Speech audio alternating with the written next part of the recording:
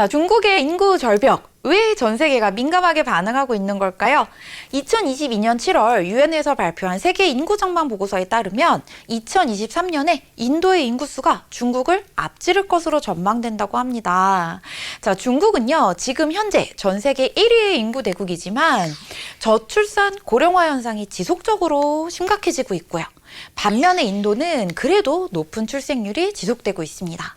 그래서 과거 보고서에서 언급했던 시기보다 이제는 훨씬 더 앞당겨서 인도의 인구수가 중국을 앞지를 것이다 라고 전망하고 있는 건데요.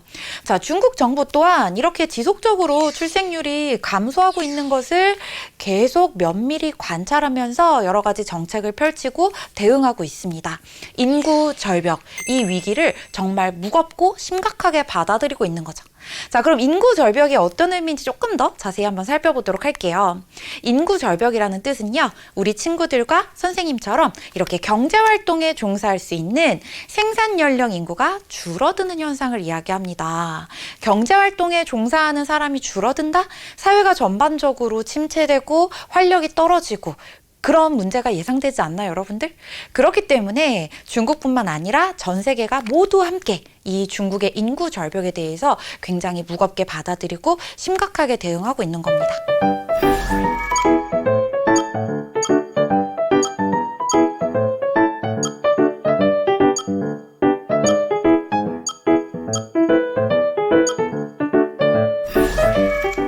(1978년) 개혁개방 정책을 실시한 이후에 중국은요, 국내 총생산 그리고 수출입의 기업수 다 늘어나고요, 빈곤 인구 감소하고요, 이렇게 사회경제적인 발전을 이루게 됐습니다. 하지만 이건 비단 중국만의 이야기는 아니었는데요. 중국의 생산 가능 인구가 전 세계 노동력으로 편입이 되면서 전 세계 경제도 함께 성장하게 됐습니다. 이런 시기를 바로 스위트 스팟이라고 하는데요. 경제가 호황을 누리게 됐던 시기예요. 자, 하지만 여러분들 중국 하면 뭐가 떠오르나요? 바로 세계의 공장, 메이드 인 차이나 이런 이름이 떠오를 텐데요.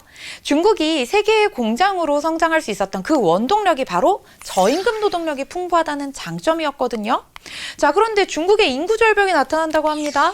앞으로 전 세계의 노동력이 줄어들겠죠? 이것은 상품 가격 상승으로까지 이어지게 됩니다. 자, 어떻게 해서 이런 결말이 나타날지 조금 더 자세히 살펴보도록 할게요.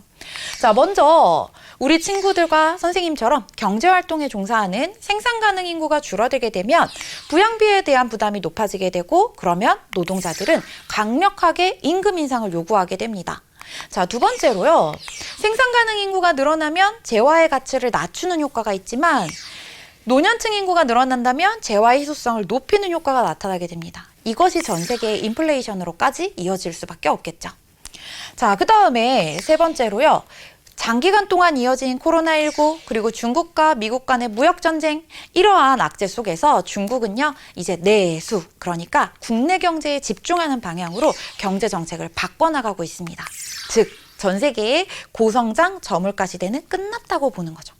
그러면 제2의 중국이 있는가? 여러분들 생각하기에 앞으로 세계 최대 인구 대국이 될 인도가 있잖아요.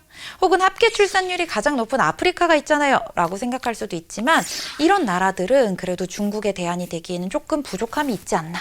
전 세계에서는 회의적인 시각으로 바라보고 있습니다.